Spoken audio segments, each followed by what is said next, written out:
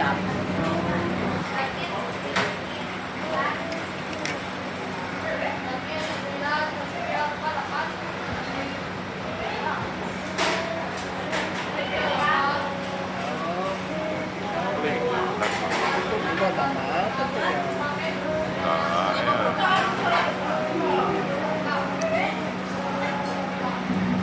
Wow, ini adalah nasi lemak kari kambing yang terdapat di salah sebuah restoran di Bandar Sibu.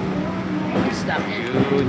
Sedap. Dia ada telur goreng, dia ada kacang, dia ada ikan bilis dan semangkuk kari kambing.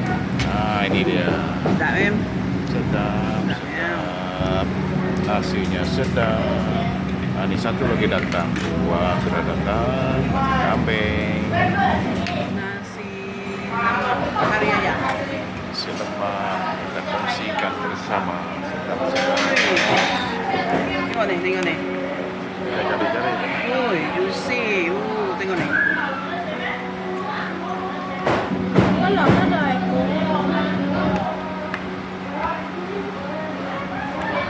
Makanan yang sedap, mulai ada rasa ya. Ini dia. Oke, di sini ada menu dia. Yang siapa yang pernah kunjung ke sini, sila kunjung ke kedai ini dan dapatkan makanan yang sedap-sedap.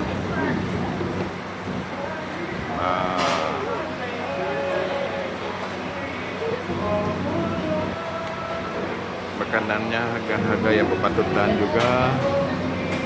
Minta maaf ya, video ini kurang memuaskan. Ada kala dia terang, ada kala dia tidak, tapi boleh jugalah, boleh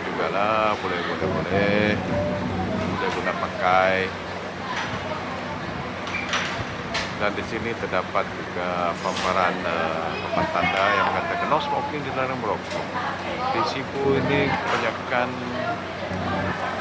kita tak boleh merokok di kedai, dan yang belum kali diadakan di Sibu adalah setiap minuman kita tidak boleh menggunakan straw. Jadi minum openg ke asal minuman sejuk kita tidak ada bagi straw. Jadi bermula pada tanggal 1 bulan Januari 2020, jadi semua tak boleh menggunakan straw plastik. Kalau straw pakai kertas bolehlah, ada kedai menyediakan, ada yang tidak. Nah, ini makanan saya. Makanan ikan goreng talipia, sedap kan?